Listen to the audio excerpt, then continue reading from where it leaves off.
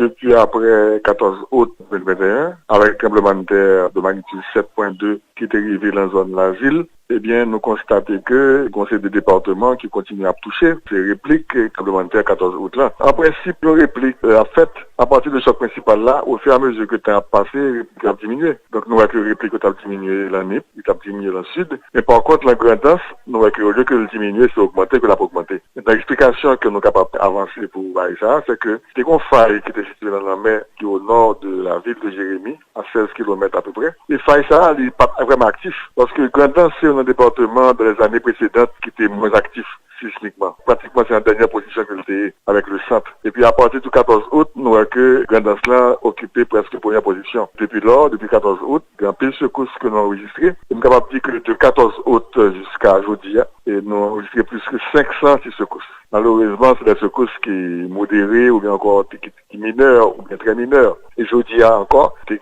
entre midi et 1h30, nous avons enregistré 4 secousses d'après le réseau Haïti Séisme. Il y en a de 4.1 à midi, ensuite 30 minutes plus tard, on a encore de 4.1, ensuite il y en a de 2.9, il y en a de 2.8 jusqu'à 1h30. Donc en l'espace de midi et 1h30, nous avons enregistré 4 secousses. Et là, week-end, il y a des secousses encore dans un Jérémie de 4.9. Donc nous constatons que depuis 14 août, qu'on réveille de faille Sahara qui est située dans la mer, donc cap bail des secousses modérées à très mineures, et son faille qui ont potentiel sismique de 7.2, donc il y a pile énergie qui a libéré dans faille ça depuis que 14 août là, c'est passé. Maintenant, est-ce que c'est des signes qui annoncent qu'il y a plus d'énergie qui a libéré encore, ou bien encore c'est au fur et à mesure que l'énergie s'est libérée, et que c'est capable de piquer aux secousses, et comme c'est un lambert que lié, donc il est capable de provoquer secousses, et puis capable de faire tsunami. Donc nous ne sommes pas capables de prédire exactement ce qui va se passer, nous ne sommes pas capables de dire que par exemple piquer aux secousses, mais nous constatons que depuis le 14 août, il y a plus que 500 secousses qui sont faites sur Faïsa et sur le département d'Agonas.